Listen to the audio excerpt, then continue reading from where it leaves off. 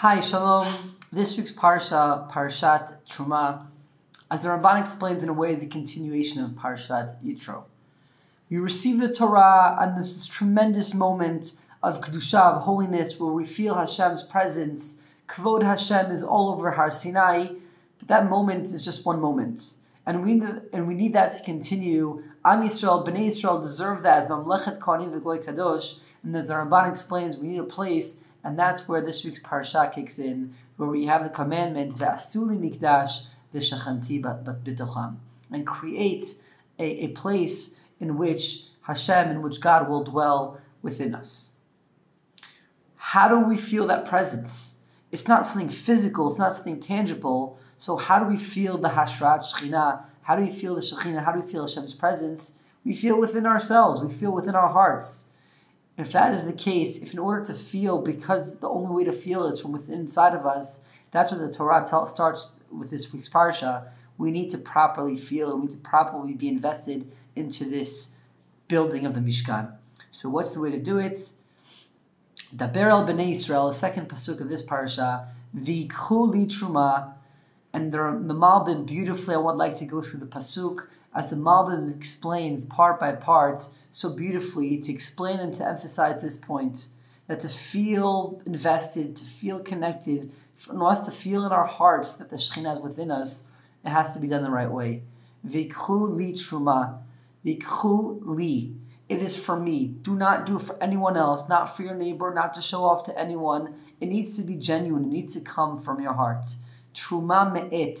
It has to come from within us. If it does not come from within us, in this context, if you want to feel the Shekhinah, it is almost or perhaps completely pointless.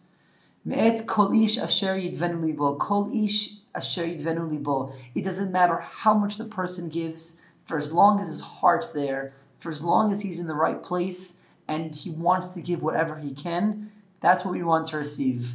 Tikhu et trumati, the pasuk ends. Tikhu et trumati. It's actually mine, Hashem says. It is actually mine. Everything is mine, of course. Everything is Hashem's.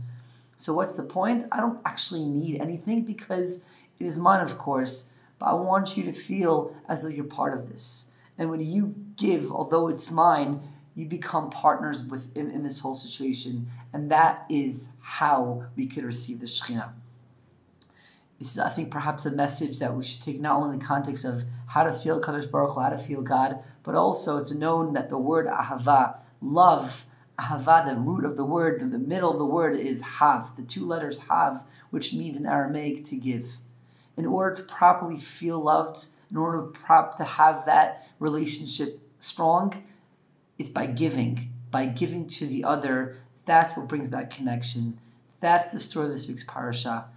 Hashem wants the Shekhinah to dwell. It has to come from us. It will not work otherwise. But everything around it is structured in a way that our hearts have to be in it.